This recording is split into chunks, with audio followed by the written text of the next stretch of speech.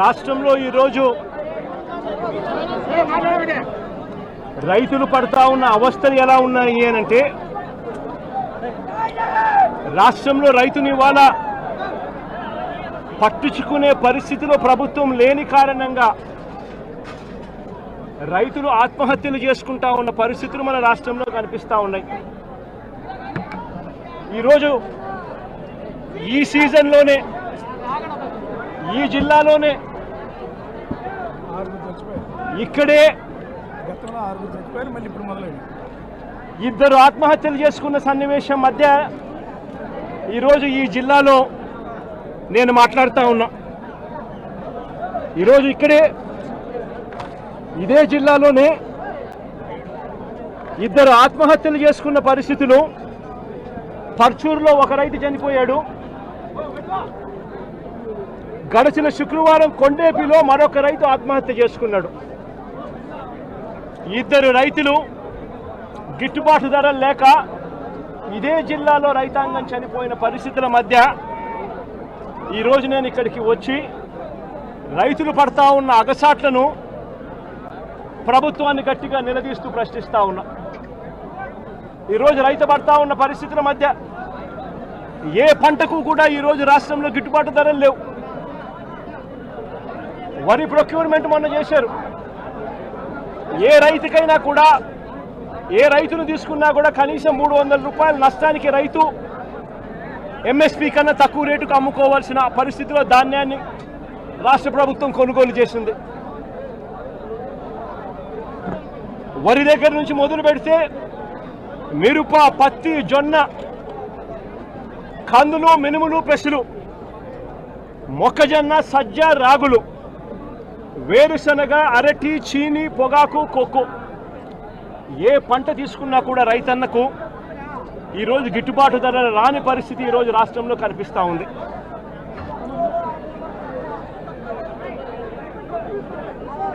కేవలం ఒక సంవత్సరం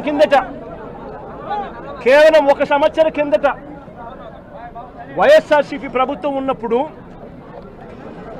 రైతు రాజ్యంగా రాష్ట్రంలో పరిపాలన సాగించినప్పుడు రైతు పరిస్థితి ఎలా ఉండేది, ఒక్క సంవత్సర కాలంలో రైతు ఎలా దిగజారిపోయాడు అని చెప్పడానికి నిదర్శనం ఈరోజు రాష్ట్రంలో ఈ జిల్లాలో జరిగిన రైతు ఆత్మహత్యలు. గత ఏడాది రైతు భరోసా కింద రైతన్న పెట్టుబడి సమయంలో, రైతన్నకు పంట వేసే సమయంలోనే మే మాసం చివరికల్లా, ఖరీఫ్ మొదలయ్యే నాటికల్లా రైతన్నకు రైతు భరోసా కింద పెట్టుబడి సహాయం కింద సహాయం అందేది. వైఎస్ఆర్సీపీ ప్రభుత్వ హయాంలో, మా ప్రభుత్వ హయాంలో గత ఏడాది రైతు భరోసా కింద అందుతా ఉన్న ఆ సొమ్ము చంద్రబాబు నాయుడు గారు వచ్చిన తర్వాత ఆగిపోయింది. ఈ పెద్ద మనిషి చంద్రబాబు నాయుడు గారు వచ్చిన తర్వాత గత ఏడాది రైతు భరోసా కింద మోడీ గారు ఇచ్చే 6,000 కాక మరో 20,000 రూపాయలు రైతు భరోసా కింద ఇస్తానని చెప్పాడు ఈ పెద్ద మనిషి చంద్రబాబు నాయుడు. గత సంవత్సరం రైతులకు ఇవ్వాల్సిన 20,000 రూపాయలు ఎగరగొట్టేశాడు. ఈ సంవత్సరం కూడా జూన్ 10వ తారీఖున మోడీ గారు ఇవ్వాల్సింది ఇచ్చేసింది, చంద్రబాబు నాయుడు గారు ఇవ్వాల్సింది మాత్రం ఎగరగొట్టిన పరిస్థితుల మధ్య ఈరోజు రాష్ట్రంలో వ్యవసాయం జరుగుతూ ఉంది. రైతు పరిస్థితి అధ్వానంగా.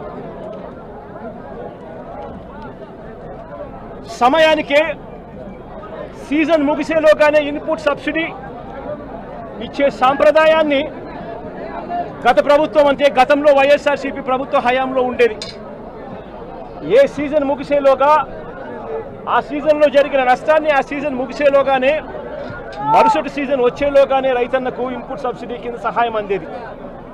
ఈరోజు ఆ ప్రక్రియను గాలికి వదిలేసిన పరిస్థితుల మధ్య ఈరోజు వ్యవసాయం జరుగుతూ ఉంది. వైఎస్ఆర్సీపీ ప్రభుత్వ హయాంలో, అంటే మా ప్రభుత్వ హయాంలో రైతులకు పంట వేసిన తర్వాత ఆ పంట నష్టం పోతుంది అన్న భయం లేకుండా రైతులకు ఉచితంగా పంటల బీమా చేసి, ప్రతి ఎకరాను ఈ క్రాప్ చేసి, ఆర్బీకేల ఆధ్వర్యంలో పారదర్శకంగా రైతులకు ఉచిత పంటల బీమా వైఎస్ఆర్సీపీ ప్రభుత్వం అమలు చేస్తే చంద్రబాబు నాయుడు గారి ప్రభుత్వం వచ్చిన తర్వాత ఆ ఉచిత పంటల బీమా ఎత్తివేసిన పరిస్థితుల్లో ఈరోజు రాష్ట్రంలో వ్యవసాయం కనిపిస్తూ ఉంది. ఈ క్రాప్ వ్యవస్థను పూర్తిగా నీరుగా చేశారు. దళారీలు లేకుండా పంటలు కొనుగోలు చేసే ఆర్బీకే వ్యవస్థను నీరుగార్చిన పరిస్థితులు ఈరోజు రాష్ట్రంలో చూస్తూ ఉన్నాం. ఎరువులు, విత్తనాలు, పురుగుల మందులు ఇవన్నీ కూడా నాణ్యతను పరిశీలించి నాణ్యతకు ప్రభుత్వమే గ్యారంటీ ఇస్తూ రాష్ట్రంలో ప్రతి రూరల్ కాన్స్టిట్యుయెన్సీలో 146 ల్యాబులు ఏర్పాటు చేసి కాన్స్టిట్యుయెన్సీకి ఒక ల్యాబును ఏర్పాటు చేసి ఆ ల్యాబులన్నీ అందుబాటులో తీసుకొని వచ్చి విత్తనాలు కానీ, ఎరువులు కానీ, పురుగుల మందులు కానీ ఆర్బీకేల ద్వారానే నాణ్యతకు గ్యారంటీ ఇస్తూ రైతులకు గ్రామంలోనే రైతులకు అందుబాటులో ఉండే పరిస్థితిని వైఎస్ఆర్సీపీ ప్రభుత్వం చేస్తే ఈ ప్రభుత్వం దాన్ని పూర్తిగా గాలికి వదిలేసి ఈరోజు మళ్ళీ రాష్ట్రంలో కల్తీ విత్తనాలు, కల్తీ ఎరువులు, కల్తీ పురుగుల మందుల మధ్య రైతు జీవితం తల్లడిల్లిపోతా ఉన్న పరిస్థితి ఈరోజు రాష్ట్రంలో కనిపిస్తూ ఉంది. మేము తీసుకొచ్చిన ల్యాబులు ఈరోజు నిర్వీర్యం చేస్తూ ఉన్న పరిస్థితుల మధ్య ఈరోజు రాష్ట్రం కనిపిస్తూ ఉంది.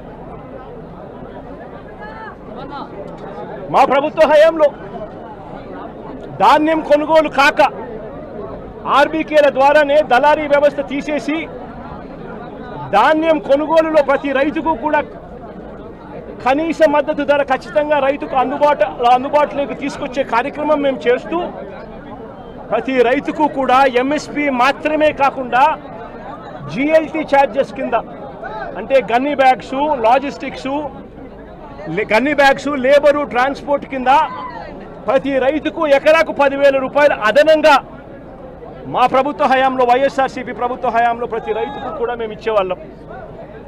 ఈరోజు రైతుకు గిట్టుబాటు ధరలు రాని పరిస్థితి. ధాన్యం కూడా 300 రూపాయలు ఎంఎస్పీ కన్నా తక్కువ రేటుకు కొనుగోలు చేసిన పరిస్థితి. రైతు అమ్ముకున్న పరిస్థితి దళారీలకు. ధాన్యం కొనుగోలుకే కాకుండా మా ప్రభుత్వం వైఎస్ఆర్సీపీ ప్రభుత్వంలో గతంలో 3,000 కోట్ల రూపాయలతో ధరల స్థిరీకరణ నిధి తీసుకొచ్చి ఏకంగా 5 సంవత్సరాల కాలంలో 7,500 కోట్ల రూపాయలు ఖర్చు చేసి మార్కెట్లో కొనుగోళ్లు చేసి మార్కెట్లో పోటీతనాన్ని పెంచి రైతులకు గిట్టుబాటు ధరలు వచ్చేట్టుగా మా ప్రభుత్వ హయాంలో 7,800 కోట్ల రూపాయలు ఖర్చు చేసి రైతులను ఆదుకున్న పరిస్థితి మాది. అయితే కేంద్రం ప్రకటించిన పంటలకే కాకుండా మిరప, పసుపు, ఉల్లి, చిరుధాన్యాలు, అరటి, బత్తాయి, టమాటో వంటి పంటలకు సైతం ఎంఎస్పీని ప్రకటించి రాష్ట్ర ప్రభుత్వమే దాన్ని ఆర్బీకేలలో దాన్ని పోస్టర్లు వేసి పెట్టి ఆర్బీకేలలోనే అక్కడే పనిచేస్తూ ఉన్న అగ్రికల్చరల్ గ్రాడ్యుయేట్ ఆర్బీకేలో అక్కడే కూర్చోబెట్టి ఆ పంటలకు సంబంధించిన రేట్లు వెంటనే అప్డేట్ చేసేవాళ్ళు. ఏ పంటకైనా కూడా గిట్టుబాటు ధర రాని పరిస్థితి ఎక్కడైనా ఉంటే వెంటనే ప్రభుత్వం ఇన్వాల్వ్ అయ్యేది. జాయింట్ కలెక్టర్లు అందరూ కూడా మార్క్ఫెడ్కు వీళ్ళందరూ కూడా జాయింట్ ఎండీలుగా వీళ్ళందరినీ కూడా నమోదు చేశారు.